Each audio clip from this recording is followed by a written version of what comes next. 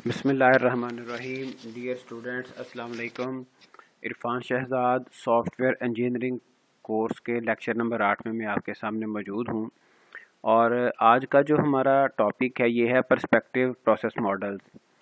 पिछले लेक्चर में हमने वर्क फ्लोज़ को देखा था, प्रोसेस फ्लोज़ को हमने देखा, जिसमें कई किस्म के फ़्लो टाइप थे। एक लीनियर था, जिसमें हम एक लीनियर फैशन में, सीक्वेंशियल फैशन में हमारा प्रोसेस चल रहा होता है। उसके अलावा इटरेटिव था, एवोल्यूशनरी था। और आपको मैंने बताया था कि इन फ्लोज़ की बेस पे हम फ्यूचर में अगले लेक्चर्स में अपने प्रोसेस मॉडल्स को, लाइफ साइकिल मॉडल्स को हम देखेंगे। तो उन मॉडल्स में से एक मॉडल्स हैं पर्सपेक्टिव प्रोसेस मॉडल्स। ये ऐसे मॉडल्स हैं जिनमें हमारे पास जो हमने टास्क परफॉर्म करने होते हैं, जो वर्क फ्लोज हमने परफॉर्म करने होते हैं, जो एक्टिविटीज़ परफॉर्म करना होती हैं, उनके बारे में हमें पहले से आइडिया होता है कि किस तरह से इनका वर्क फ्लो क्या होगा, ये कैसे चलेंगी। तो पर्सपेक्टिव प्रोसेस मॉडल्स में वाटरफॉल मॉडल आ जाता है। फिर वाटरफॉल मॉडल की एक वेरिएशन है, वी मॉडल आ जाता है। उसके बाद और इसमें मॉडल्स हैं, वो हम देखते हैं आज। ये सारे हम चीज़ें इसमें आज के लेक्चर में डिस्कस करेंगे। तो all software process models can accommodate the generic framework activities, जो हमने लास्ट लेक्चर में भी देखी थी, 5 activities. But each applies a different emphasis to these activities and benefits and defines the process flow that invokes each framework activity. तो हर एक process model अपने तौर पे, अपने तरीके से इन एक्टिविटीज़ को परफॉर्म करता है। ठीक है जी। और उसका एम्फेसिस डिफरेंट होता है। ठीक है। और डिफरेंट मैनर से वो इन तमाम 5 जो हमारे पास जेनेरिक फ्रेमवर्क एक्टिविटीज़ हैं उनको परफॉर्म कर रहा होता है। तो सबसे पहला जो प्रोसेस मॉडल है वो है वाटरफॉल मॉडल। वाटरफॉल मॉडल ये क्या है? ये बिल्कुल आम तौर पे आपको मैं ये बता दूं कि जो सिंपल प्रोजेक्ट्स होते हैं नॉर्मली, वहाँ पर हम इसको यूज़ किया करते हैं। There are times when the requirements for a problem are well understood, when work flows from communication through deployment in a reasonable linear fashion. तो जो आसान प्रोजेक्ट्स हैं वहाँ पर हम इस वाटरफॉल मॉडल को यूज़ कर रहे होते हैं, जहाँ पर कम्युनिकेशन से लेके डिप्लॉयमेंट तक हमारे लीनियर फैशन में सारे वर्क फ्लो चल रहे होते हैं। तो वाटरफॉल मॉडल को हम क्लासिक लाइफ साइकिल भी कहते हैं। और इसकी जो डायग्राम है वो कुछ इस तरह से बनती है। कम्युनिकेशन से हमारा प्रोजेक्ट स्टार्ट होता है। इसमें प्रोजेक्ट इनिशिएशन, रिक्वायरमेंट्स गैदरिंग के टास्क परफॉर्म किए जाते हैं। उसके बाद प्लानिंग का फेज़ आ जाता है, जिसमें एस्टिमेटिंग, स्केजुलिंग, ट्रैकिंग। उसके बाद मॉडलिंग फ़ेज़, एनालिसिस, डिज़ाइन। उसके बाद कंस्ट्रक्शन फ़ेज़, कोड टेस्ट। उसके बाद डिप्लॉयमेंट फ़ेज़, जिसमें डिलीवरी, सपोर्ट, फीडबैक वगैरह शामिल होता है। तो ये लीनियर फैशन को फॉलो करता है वाटरफॉल मॉडल। लीनियर फैशन हमने लास्ट टाइम भी पिछले लेक्चर में देखा था। इसमें बैक ट्रैकिंग, इसमें बैक लूप्स नहीं होते। तो चेंजिंग सम टाइम इसमें मैनेज की जाती हैं, लेकिन उसमें उन चेंजिंग्स को मैनेज करने के हवाले से जो सॉफ्टवेयर डेवलपमेंट टीम है उनके माइंड में कन्फ्यूजन ही रहती है कि यहाँ पे बैक लूप्स तो है नहीं, तो किस तरह से हम वापस जाएं, किस तरह से हम क्या करें। चूँकि कोई ऐसी ऐसी यहाँ पे स्ट्रेटजी, कोई ऐसा बाय डिफ़ॉल्ट प्रोसेस नहीं होता बैक लूप्स के लिए। तो इसकी वाटरफॉल मॉडल की एक वेरिएशन है वी मॉडल। वी मॉडल में होता क्या है, हम सिर्फ अपने जो टास्क हम परफॉर्म कर रहे होते हैं उसके साथ क्वालिटी एश्योरेंस को हम साथ अटैच कर लेते हैं। ठीक है जी। The V model depicts the relationship of quality assurance actions to the actions associated with communication, modelling and early construction activities. तो जो हमारे वाटरफॉल मॉडल की डिफरेंट एक्टिविटीज़ जो हम परफॉर्म करते हैं उनके साथ क्वालिटी एश्योरेंस एक्टिविटीज़ भी साथ एसोसिएट कर दी जाती हैं।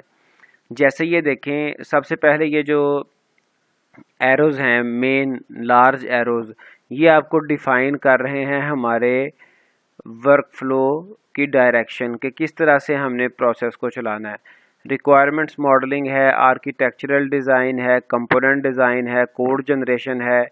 तो यहाँ पे कहीं हमारा एक एग्जीक्यूटेबल सॉफ्टवेयर एग्जिस्ट कर जाता है, मिल जाता है। अब जो वो एग्जीक्यूट तो कर रहा है, लेकिन अब उसकी टेस्टिंग हमने करनी, यूनिट टेस्टिंग। अब ये सारी टेस्टिंग की डिफरेंट टाइप्स हैं, क्वालिटी एश्योरेंस है ना ये सारा, हम इसको एसोसिएट कर रहे हैं। यूनिट टेस्टिंग होता है हमारे पास एक सॉफ्टवेयर में जो सबसे छोटा या डिफरेंट जो पार्ट्स हैं, डिफरेंट पार्ट्स जिनको हम एज अ पार्ट डिक्लेयर कर सकते हैं। तो जिस तरह से कोई भी कॉम्प्लेक्स मशीन होती है उसमें डिफरेंट पार्ट्स अपना रोल प्ले कर रहे होते हैं, तो वो पार्ट छोटे भी हो सकते हैं, बड़े भी हो सकते हैं। तो यूनिट एक पार्ट है, एक सॉफ्टवेयर का एक मॉड्यूल है जिसको हम टेस्ट करें सिंगल मॉड्यूल को, तो वो यूनिट टेस्टिंग कहलाती है। ठीक है। उसके बाद टेस्टिंग आ जाती है इंटीग्रेशन टेस्टिंग। इंटीग्रेशन टेस्टिंग क्या है? अगर हमारे पास सॉफ्टवेयर के डिफरेंट मॉड्यूल्स हैं, तो वो सारे मॉड्यूल्स अगर अलहदा तो सही वर्क कर रहे थे, हमने यूनिट टेस्ट किया, वो अलहदा सही काम कर रहे थे, लेकिन उनकी आपस में इंटीग्रेशन, आपस में मिलके वो कैसा परफॉर्म करते हैं, तो ये इम्पॉर्टेंट एक टेस्टिंग होती है। बिल्कुल ऐसे ही जैसे अगर आप में से कोई स्पोर्ट्स के साथ किसी का ताल्लुक हो, तो कई ऐसी स्पोर्ट्स हैं जिसमें सिंगल प्लेयर और डबल प्लेयर का कॉन्सेप्ट पाया जाता है।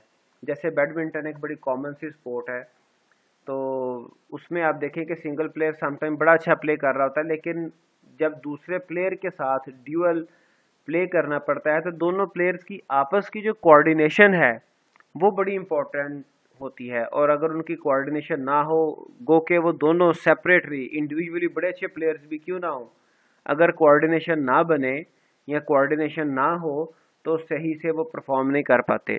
तो इसी तरह से इंटीग्रेशन टेस्टिंग है जिसमें हम डिफरेंट कंपोनेंट्स को इंटीग्रेशन उनकी चेक करते हैं, आपस की उनकी कोऑर्डिनेशन चेक करते हैं। उसके बाद सिस्टम, ये सिस्टम की ओवरऑल टेस्टिंग है कि हमारा अब डिफरेंट कंपोनेंट्स की इंटीग्रेशन तो हो गई, ओवरऑल सिस्टम कैसा परफॉर्म कर रहा है। अब ये टेस्टिंग की सिर्फ यही टाइप्स नहीं है, टेस्टिंग की और भी टाइप्स हैं, सिस्टम टेस्टिंग की भी चंद टाइप्स हैं, white box testing, black box testing.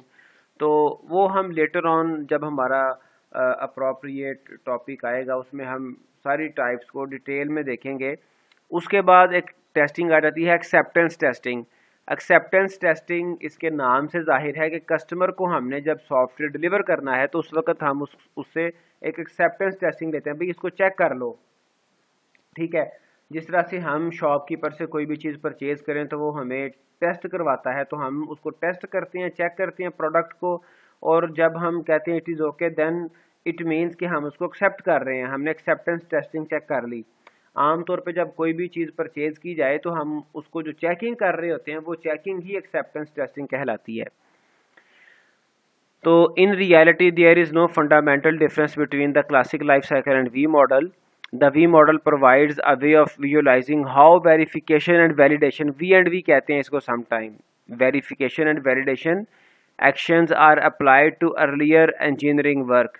तो इसमें सिर्फ V and V प्रोसेस को साथ दिखा दिया जाता है किस तरह से परफॉर्म होना है, लेकिन बेसिक डिफरेंस कोई नहीं है इसका वाटरफॉल का और V मॉडल का। The waterfall model is the oldest paradigm for software engineering. Paradigm कहते हैं वे टू वर्क। ठीक है। जिस तरह से वाटरफॉल में काम हो रहा है, वो काम करने के तरीके को नॉर्मली पैराडाइम कहते हैं। तो इसमें कुछ प्रॉब्लम्स भी हैं। Real projects rarely follow the sequential flow that the model proposes. Rarely क्यों? उसकी वजह यह है कि हमारे आमतौर पे आजकल, ख़ास तौर पे आजकल जो हमारे प्रोजेक्ट्स हैं वो इतने सादा होते ही नहीं, उनकी रिक्वायरमेंट्स कॉम्प्लेक्स होती हैं, तो फिर वाटरफॉल मॉडल वहाँ पे वर्क नहीं करता। It is often difficult for the customer to state all requirements explicitly. फिर कस्टमर भी इतने वेल अवेयर नहीं होते, इतने टेक्निकली स्ट्रॉन्ग नहीं होते कि वो एकदम से अपनी एक्सप्लिसिटली रिक्वायरमेंट्स मुकम्मल तौर पे बता दें। तो ज़ाहिरी बात है requirements with the passage of time आती रहनी है। तो फिर वाटरफॉल मॉडल में तो वो सिनेरियो इस तरह से होता है कि पहले रिक्वायरमेंट्स गैदरिंग हो गई, रिक्वायरमेंट्स मॉडल हो गए, फिर आगे चलते हैं। The customer must have patience. A working version of the programs will not be available until late in the project time span. तो इसमें इसमें जो प्रोजेक्ट है वो एंड वाले फेजेस में ही डिलीवर होता है। हालांकि हम आज ही कुछ और ऐसे मॉडल भी देखेंगे जिसमें वर्किंग प्रोडक्ट बहुत जल्दी भी रिलीज हो जाती है, जिससे कस्टमर को एक तरह से वो यूं कह लें कि सेटिस्फेक्शन मिल जाती है कि मेरे पास अब ये वर्किंग प्रोडक्ट आ गई है, जबकि वाटरफॉल में ऐसा नहीं होता। Incremental process model, incremental increments, और ये भी हमने लास्ट टाइम कल देखा था। तो इंक्रीमेंटल ये वर्क फ्लो हमने देखा था। Incremental model reverse the series of releases, ठीक है जी, called increments that provide progressively more functionality for the customer as each increment is delivered. तो यहाँ पर भी हम अर्ली इंक्रीमेंट्स में हमारी कोर फंक्शनैलिटी, बेसिक फंक्शनैलिटी होती है, और जैसे हमारे इंक्रीमेंट्स बढ़ते जाते हैं, डेवलपमेंट प्रोसेस आगे चलता है, तो हमारे जो लेटेस्ट इंक्रीमेंट्स होते हैं वो ज़्यादा सोफिस्टिकेटेड और ज़्यादा प्रोफेशनल होते हैं। The incremental model combines elements of linear and parallel process flows. Sometime हमारा एक इंक्रीमेंट डिलीवर हो जाता है और साथ ही उसकी डिलीवरी के साथ ही हम दूसरे इंक्रीमेंट पे वर्क भी कर रहे होते हैं, बल्कि साइमल्टेनियस समटाइम वर्क चल रहा होता है। For example, word processing software developed using the incremental paradigm might deliver following increments. पहला इंक्रीमेंट क्या है जी? Basic file management, editing and document production function. तो बेसिक काम यही है कि फ़ाइल हम मैनेज कर रहे हैं, उसको एडिट कर रहे हैं और फाइल हमारी प्रोड्यूस हो रही है। उसके बाद नेक्स्ट जो इंक्रीमेंट होगा, मोर sophisticated editing and document production capabilities.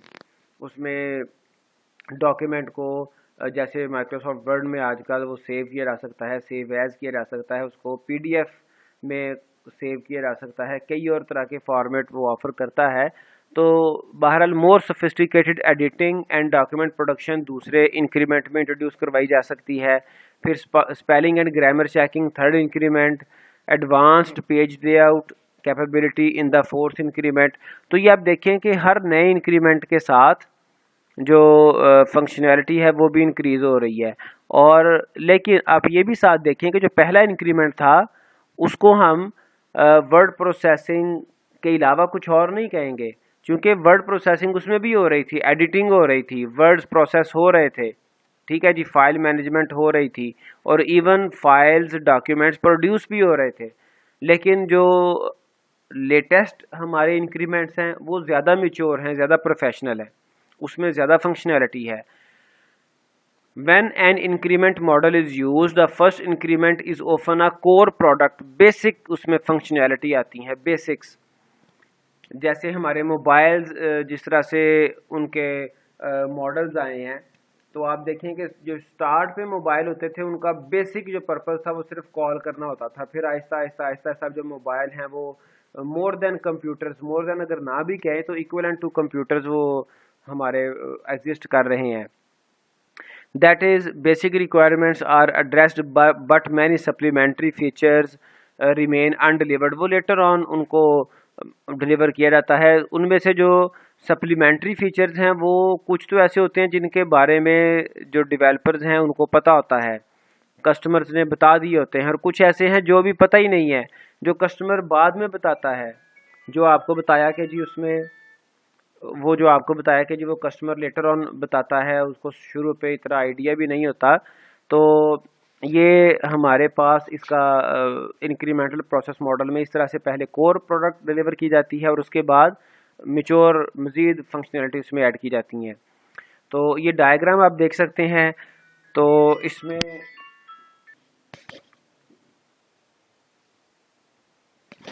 जी अभी अच्छा, ये हम डायग्राम देख रहे थे इंक्रीमेंटल प्रोसेस मॉडल की। तो इसके वाई एक्सिस पे देखें सॉफ्टवेयर फंक्शनैलिटी एंड फीचर्स ये डिस्क्राइब किए हैं, और ये एक्स एक्सिस पे प्रोजेक्ट कैलेंडर टाइम।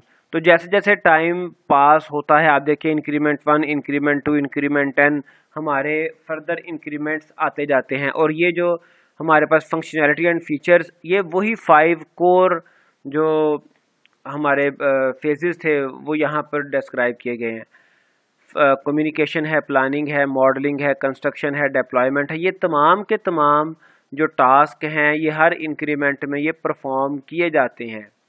ठीक है, तो लेकिन फ़र्क सिर्फ इतना होता है कि हम अपने पहले इंक्रीमेंट में कोर फंक्शनैलिटी ऑफ़र करते हैं, उसके बाद मज़ीद फंक्शनैलिटी उसमें ऐड करते चले जाते हैं और हमारे जो लेटेस्ट इंक्रीमेंट्स हैं वो ज़्यादा प्रोफेशनल बन जाते हैं।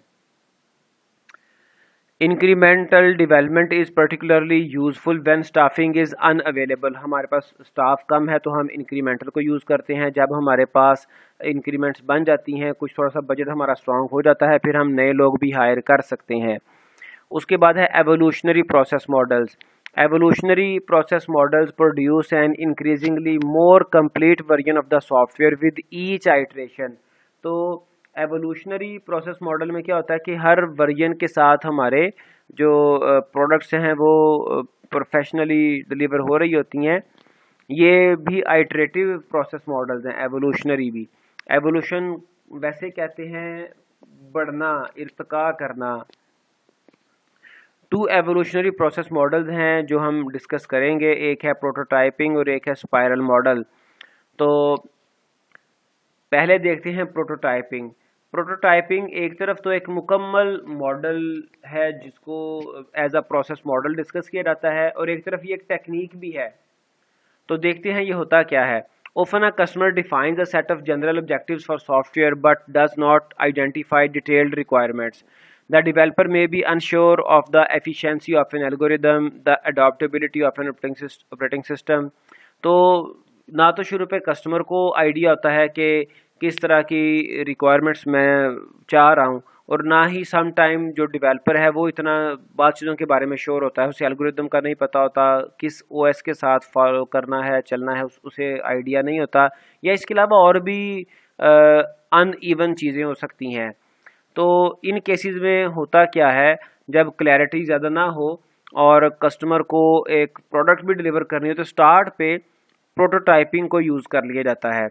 प्रोटोटाइपिंग में होता क्या है कि हम बिल्कुल जल्दी से कस्टमर की रिक्वायरमेंट्स को थोड़ा बहुत अंडरस्टैंड करते हैं, और अपने जो हमारे पास एक्सपीरियंस, जो नॉलेज होता है, उसको यूज़ करते हुए कस्टमर को हम विजुअलाइज करवाते हैं कि आपको इस तरह की प्रोडक्ट चाहिए, तो वो हम उसको डिलीवर कर देते हैं।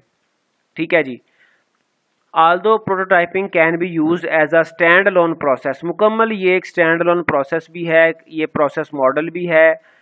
It is more commonly used as a technique, लेकिन ये साथ ही साथ एक टेक्निक के तौर पे यूज़ भी होता है कि हम कस्टमर को शुरू पे एक वर्किंग प्रोडक्ट जो कि असल में कंप्लीट, प्रोफेशनल और मैच्योर प्रोडक्ट नहीं होती, वो उसको दिखाते हैं। सिर्फ किस लिए? ताकि कस्टमर से उसकी रिक्वायरमेंट्स को हम अच्छी तरह से गैदर कर सकें, कस्टमर को पता चल सके कि मुझे क्या चाहिए। बिल्कुल वैसे ही जैसे सम टाइम हम अगर कहीं पे अपना ड्रेस वगैरह परचेज़ करने जाएं, कपड़े परचेज़ करने जाएं, तो वो हमें ट्राई के लिए कोई सूट ऑफ़र करते हैं, तो वो हमारी रिक्वायरमेंट्स को देखना चाह रहे होते हैं जो शॉपकीपर है। इसी तरह से प्रोटोटाइपिंग का कॉन्सेप्ट पाया जाता है। The prototyping paradigm assist you and other stake holders. अब यहाँ से आपको आइडिया होगा प्रोटोटाइपिंग में होता क्या है। असिस्ट करता है ये प्रोटोटाइपिंग टेक्निक और model you and other stake holders. You मतलब developer, other stake holders users customers, to better understanding what is to be built when requirements are fuzzy।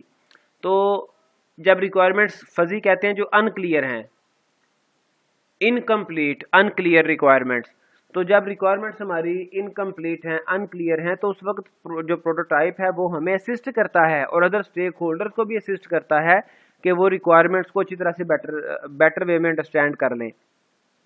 तो ये हमारे पास एक एवोल्यूशनरी प्रोसेस मॉडल का जो प्रोटोटाइपिंग मॉडल है, type है, उसकी डायग्राम आपके सामने है। कम्युनिकेशन होती है, क्विक प्लान बनता है, modelling, quick design, construction of prototype, deployment, delivery and feedback.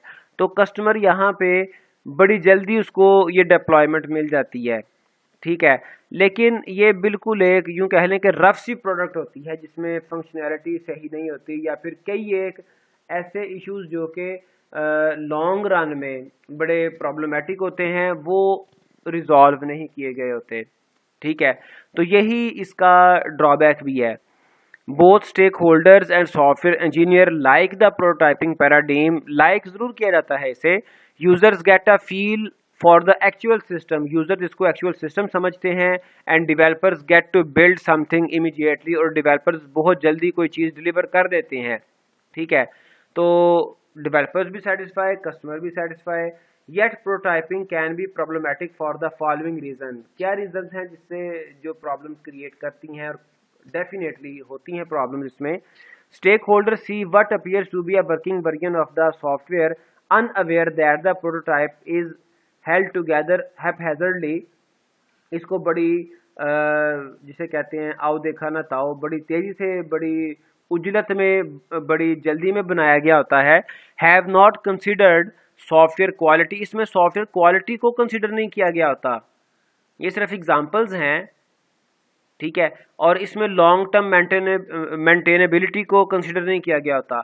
ये सिर्फ उसने यहाँ पर एग्जांपल्स के तौर पे कह दिया, लेकिन सिंपल सी बात यह है कि जो भी टास्क है हैजर्डली डन होगा, उसे मुकम्मल किया जाएगा, उसमें प्रॉब्लम्स आएंगी। जिस तरह से हमारे कहावत बोली जाती है कि जल्दी काम शैतान का, तो जो जल्दी जल्दी हम काम करते हैं उसमें डेफिशिएंसीज रह जाती हैं। और एक और कहावत है सहज पके सो मीठा, जिसको हम सब्र का फल मीठा होता है ये भी कहते हैं।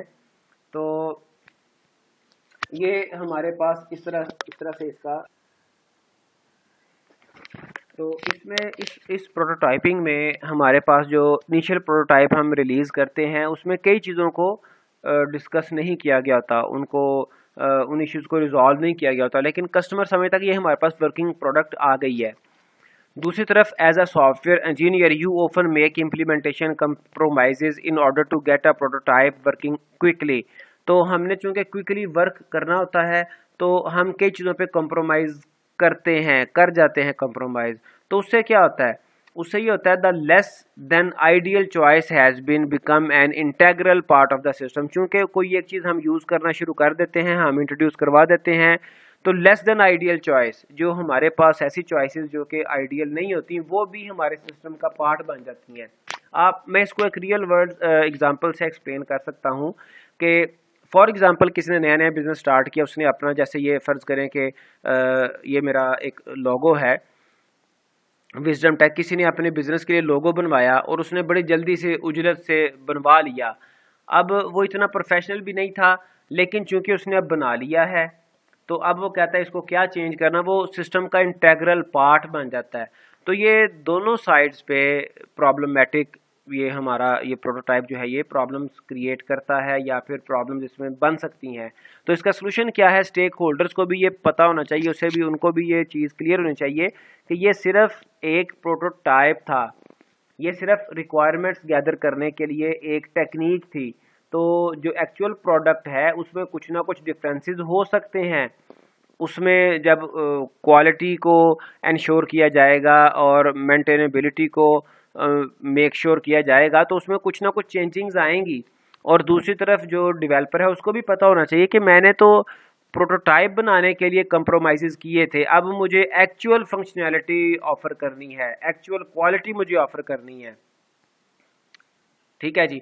एनी हो prototyping can be an effective paradigm for software engineering. The key is to define the rules of the game at the beginning. शुरू पे ही रूल आप डिफाइन कर लें, शुरू स्टार्ट से ही कस्टमर को भी बता दें और खुद से भी आप ये जहन में बिठा लें क्या, all stakeholders should agree that the prototype is built to serve as a mechanism for defining requirements. उसको बता दें कस्टमर को, अपने स्टेक होल्डर्स को, कि जो प्रोटोटाइप है ये किस लिए है, सिर्फ रिक्वायरमेंट्स को डिफाइन करने के लिए है, it is not a actual product. ठीक है जी। तो एक्चुअल प्रोडक्ट बाद में आएगी, अभी सिर्फ रिक्वायरमेंट्स गैदर करने के लिए, रिक्वायरमेंट्स क्लियर करने के लिए, क्लियरली रिक्वायरमेंट्स जो हमारा सेट ऑफ रिक्वायरमेंट्स है उनको एग्री करने के लिए, क्लैरिटी के लिए हम ये प्रोटोटाइपिंग बना रहे हैं। तो उसके बाद स्पाइरल मॉडल आ जाता है। Originally proposed by Barry Boehm, the spiral model is an evolutionary software process model that couples the iterative nature of prototyping with the controlled and systematic aspects of the waterfall model. तो इसमें इसमें जो prototyping model था उसकी तरह से evolution भी पाई जाती है और वाटरफॉल मॉडल की तरह से एक सिस्टमैटिक यानी कि प्रोसेस भी चलता है। सारे फेजेस, कम्युनिकेशन, मॉडलिंग और डिज़ाइन और कंस्ट्रक्शन वगैरह सारा कुछ एक सीक्वेंस से चल रहा होता है।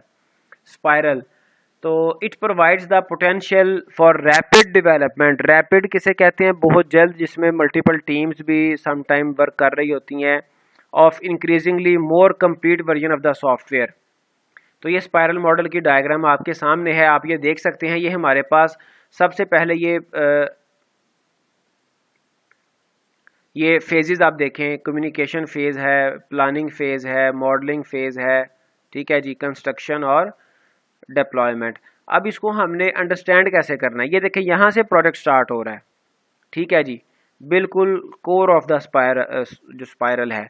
प्रोजेक्ट स्टार्ट हुआ मतलब ये वाला फेज चल रहा है, कौन सा? कम्युनिकेशन का, जिसमें प्रोजेक्ट इनिशिएट हो रहा है, रिक्वायरमेंट्स गैदर हो रही हैं, फिर आगे प्लानिंग आ रही है, फिर उसके बाद मॉडलिंग हो रही है, फिर उसके बाद कंस्ट्रक्शन हो रही है और ये डिप्लॉयमेंट। यहाँ पर हमारा एक जो साइकिल था वो कंप्लीट हुआ और यहाँ पे हम एक प्रोडक्ट भी रिलीज हो जाती है, ठीक है जी। उसके बाद फिर दोबारा कम्युनिकेशन शुरू हो रही है, दोबारा प्लानिंग, मॉडलिंग। अब ये किस लिए? ये अगली हमारी जो है ना वो आइट्रेशन है जो कि ज़्यादा मैच्योर प्रोजेक्ट डिलीवर करने के लिए, उसमें new functionalities, enhanced functionalities, improve functionalities हम इंट्रोड्यूस करते हैं। तो स्पाइरल मॉडल एक ऐसा मॉडल है जो कि through out the life cycle of software हम यूज़ कर सकते हैं, मेंटेनेंस तक भी, सॉफ्टवेयर शुरू से, डेवलपमेंट से लेकर till and. The spiral model can be adopted to apply throughout the entire life cycle of an application from concept development to maintenance. Concept development क्या होता है? जब किसी चीज़ का नया नया आइडिया आया, जैसे आजकल कोरोना में कई एक नए नए आइडिया जनरेट हुए, जिनमें से एक नया आइडिया ये ऑनलाइन क्लासेस का भी है। पहले भी ये चलती थी लेकिन पाकिस्तान में ज़्यादा ट्रेंड नहीं था, तो अब हर लेवल पे ये एक ट्रेंड चला है। तो बिज़नेस, इसके अलावा बिज़नेस आइडियाज़ भी बेशुमार इंट्रोड्यूस हुए हैं। तो स्पाइरल मॉडल क्या करता है? ये कॉन्सेप्ट डेवलपमेंट से लेकर मेंटेनेंस तक हर फेज़ में ये सपोर्ट देता है। इसको हम यूज़ कर सकते हैं। If your management demand fixed budget development generally a bad idea, the spiral can be problem. चूँकि हर एक आइट्रेशन, एक स्पाइरल कंप्लीट होने के बाद, एक आइट्रेशन कंप्लीट होने के बाद बजट रिवाइज होता है, चीज़ें दोबारा से रिव्यू होती हैं। As each circuit is completed, project cost is revisited and revised, ठीक है जी। हम अपने टारगेट्स दोबारा से रिवाइज करते हैं, बजट रिवाइज करते हैं। उसके बाद आ गया कंकरेंट मॉडल, ठीक है। तो ये यहाँ तक एवोल्यूशनरी मॉडल हो गया। कंकरेंट मॉडल क्या है जी? Concurrent model is often more appropriate for product engineering projects where different engineering teams are involved. The concurrent development model, sometimes called concurrent engineering, allows a software team to represent iterative and concurrent elements of any of the process model described. Actually ये आपको सिर्फ मैंने इसको थोड़ा सा 1-2 minute में define करना है और ये आपको मैंने असाइनमेंट देनी है। तो कंकरेंट मॉडल इसके नाम से जाहिर है, इसमें कंकरेंसी पाई जाती है। कंकरेंसी कहते हैं जिसमें पैरेलल, साइमल्टेनियसली टास्क, कई एक टास्क जो है वो इकट्ठे चल रहे हों, ठीक है। इसीलिए कहा गया the concurrent model is often more appropriate for product engineering projects where different engineering teams are involved, ठीक है जी। जिसमें ज़्यादा टीम्स इन्वॉल्व होंगी वहाँ पर ये ज़्यादा अप्रोप्रिएट है। तो कंकरेंट हमारी जो डेवलपमेंट है वो हो जाती है। एक टीम एक टास्क पे, एक फेज़ पे काम कर रही है, दूसरे फेज़ पे काम कर रही है। तो ये कंकरेंट मॉडल, और उसकी ये डायग्राम है। अब ये जो इससे रिलेटेड जो असाइनमेंट है वो आपको मैं ग्रुप में इंशाल्लाह ताला वो डिटेल से बता देता हूँ। तो आज का जो लेक्चर है वो यहाँ तक ही हम इसको डिस्कस करेंगे। तो ये हमारे जो पर्सपेक्टिव प्रोसेस मॉडल्स थे वो हमने आज कंप्लीट किए हैं। पर्सपेक्टिव में आपको मैंने बताया था ये ऐसे मॉडल्स हैं जिसमें हमें स्टार्ट से पता होता है कि प्रोसेस किस किस तरह से चलना है और क्या उसका सीक्वेंस होगा। तो आज के लिए इंशाल्लाह ताला इतना ही। तो नेक्स्ट डे में नेक्स्ट न्यू टॉपिक के साथ हम मिलेंगे। तो लेकिन इसकी जो असाइनमेंट है वो मैं आपको ग्रुप में इंशाल्लाह ताला डिटेल से बता देता हूँ। So take your best care. It is enough for today. Thank you. Allah Hafiz.